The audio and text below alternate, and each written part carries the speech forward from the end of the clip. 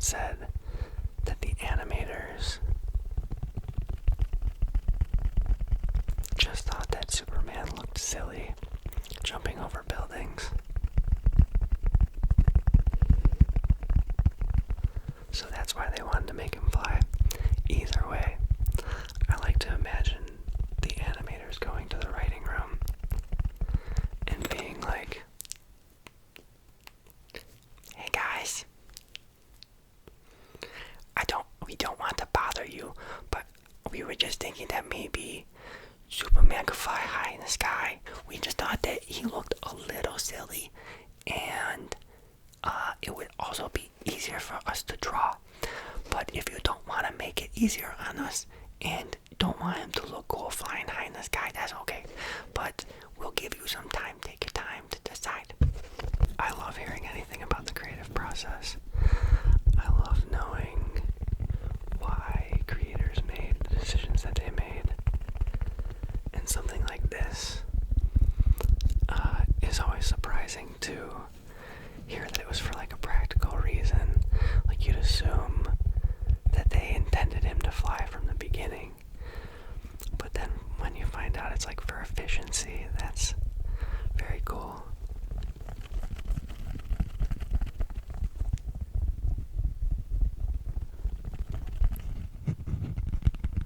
Fact number 2 is space smells like seared steak. Space smells like seared steak. According to some former astronauts, post-spacewalk, there is a distinct odor that hangs around.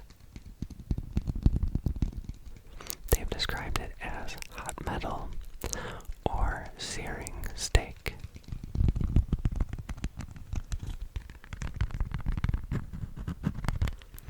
My theory is that the stars make outer space smell like a gas grill.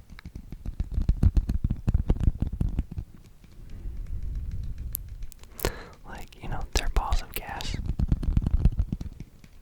So, sharks existed before trees. Sharks existed before trees. Sharks are nearly 400 million years old, whereas trees are 350 million years old. And something else I found really interesting is that back then the trees weren't biodegradable. The bacteria hadn't evolved to eat wood. So there were billions of trees, and they were really tall. Like, some of them would get to be 150 feet tall. But they had really short roots, so they would fall over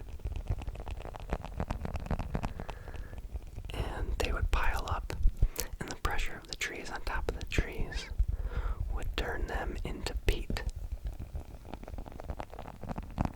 And that eventually turned into coal, which is where we get most of the coal that we have on Earth today.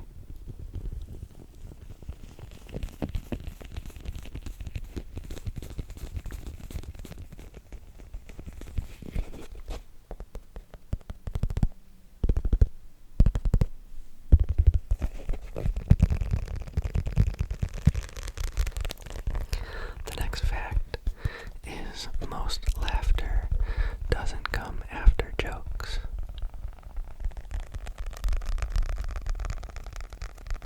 So there's a neuroscientist by the name of Robert Provine who said that less than 20% of laughter comes after jokes. The rest is from statements or questions like, "How are you?" Makes me think of The Office, because it's a bunch of characters that we know, so it's just seeing how they react that makes us smile or laugh. I feel like that's a lot of humor these days. Okay, so I'm going to skip the next one because it's a little dark, but I do want to show you this picture that came along with it, because I like these old hand-drawn illustrations. There's really thin lines in this one, the detail. And the flames going up and over her arm are cool.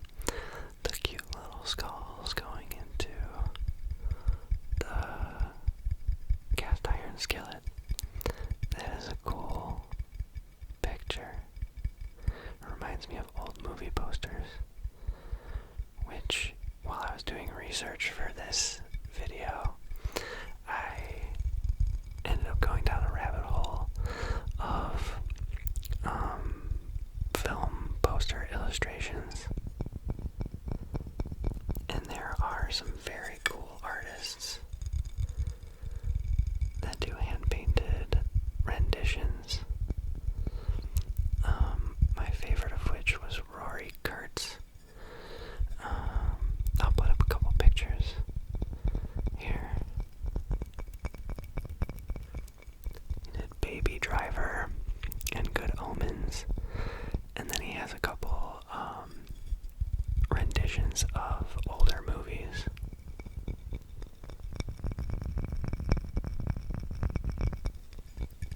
I like his style a lot. It makes it look fantastical. Like, it makes it look like he's taking these normal modern imagery and making it look like a fantasy.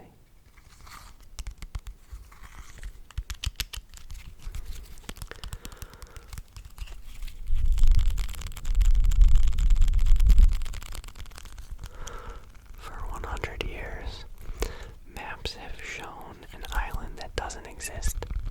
So in 1774, there was a man named James Cook who discovered an island the size of Manhattan off the shore of Australia. It began appearing on nautical maps in 1908. And it wasn't until 2012 that Australian scientists went to survey the island, only to find it wasn't there.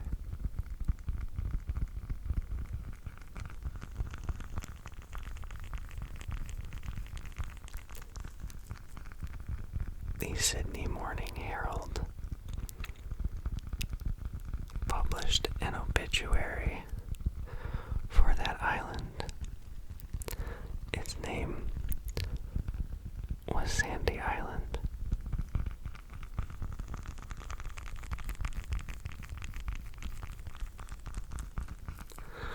Sandy Island. Sandy Island.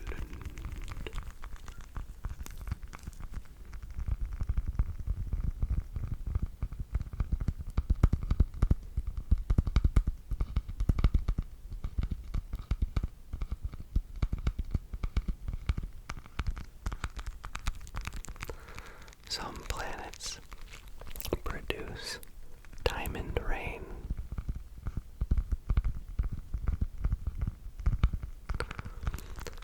Saturn and Jupiter are gas giants, which mean they're comprised of helium and hydrogen.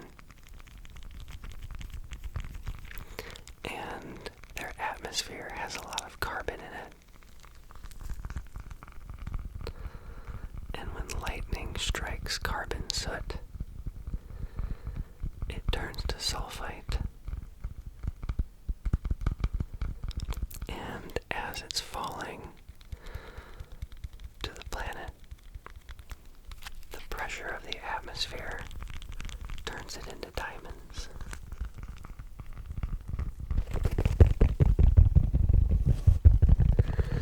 There is an entire town under a rock.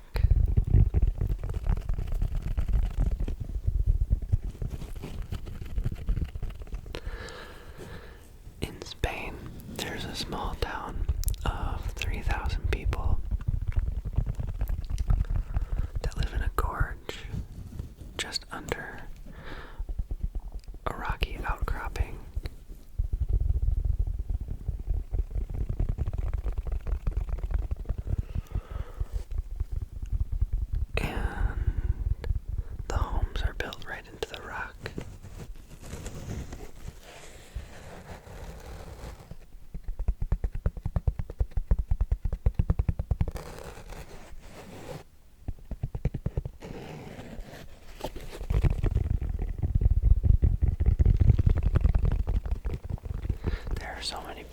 places in the world that I want to go to. And I keep coming across new places as well on the internet.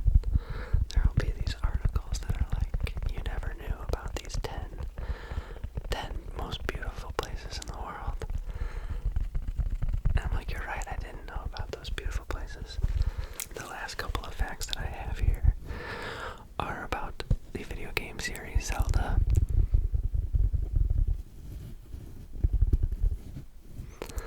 Link was based off of Peter Pan.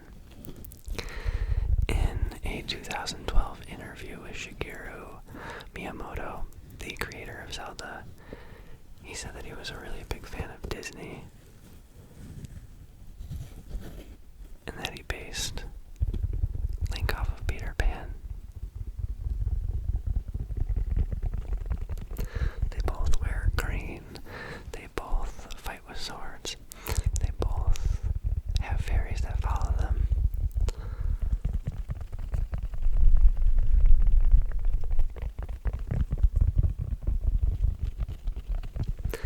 He also named Zelda off of Zelda Fitzgerald, and he said he just really liked the name Zelda. He just really liked the name Zelda. And Robin Williams' daughter is named Zelda, and she said that her favorite game from the series is Majora's Mask, which I haven't played, but I'm pretty sure I've played all the other ones, except for Wind Waker, and Majora's Mask.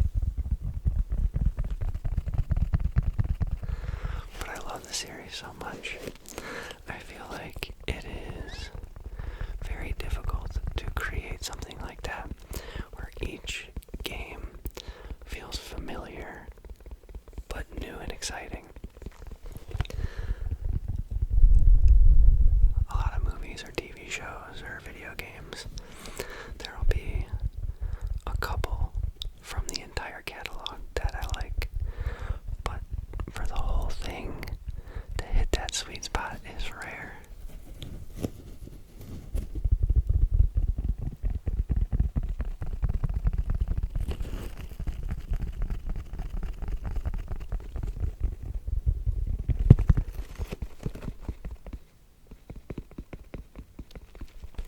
Also, someone has beaten The Legend of Zelda in under 28 minutes. According to speedrun.com, Lack Attack 24 beat the game in 27 minutes and 40 seconds.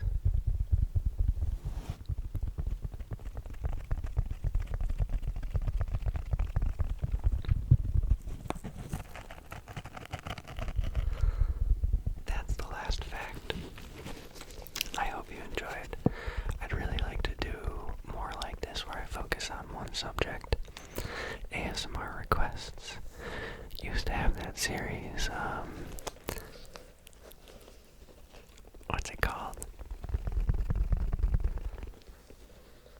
Time Travel Tingles.